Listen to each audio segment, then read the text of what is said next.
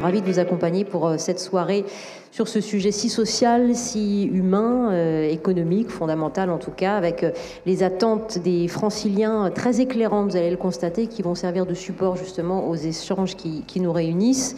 Contrairement à ce qu'on dit, c'est les Parisiens fuient Paris, la première couronne, etc. Et là finalement on voit un petit 2/3 quand même qui nous dit « mais moi je partirai pas en deuxième couronne ». Il y a beaucoup de réponses qui reviennent sur une pièce en plus, un bureau, mais pas toujours, de la place, de l'espace, etc.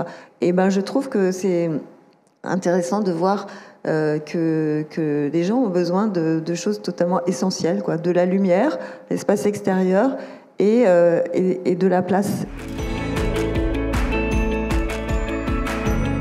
Le seul choc de l'offre efficace pour faire baisser les prix en région Île-de-France, c'est la construction de logements sociaux. On ne revient pas sur la situation du logement, mais c'est quand même 11 ans d'attente en moyenne pour avoir un logement social dans la métropole de Grand Paris. Moi, j'étais assez surprise de voir que 85% des gens qui avaient été saisis par l'enquête étaient contents de leur logement.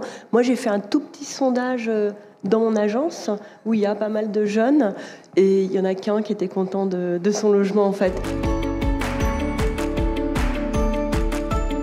Je pense qu'on a un rôle, nous les professionnels. Il y a plein de règles, elles sont déjà compliquées, mais on peut faire plein de choses avec les règles et en fait on veut toujours changer les règles.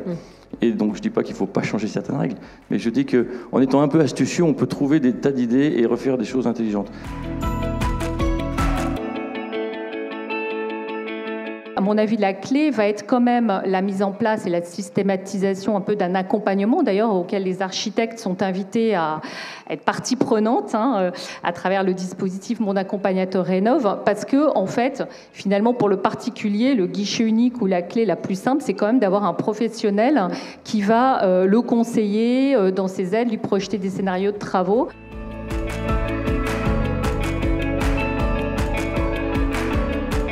On n'a pas su pour l'instant convertir ce désir de transition environnementale en actes. Et avec aussi cette honnêteté intellectuelle qu'il faut avoir de dire que l'État ne fera pas tout.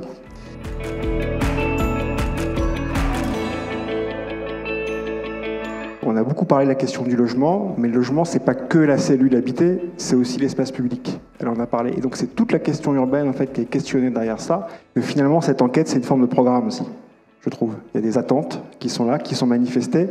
Et souvent, on dit un logement, c'est un produit. En fait, le logement, ça doit être un projet.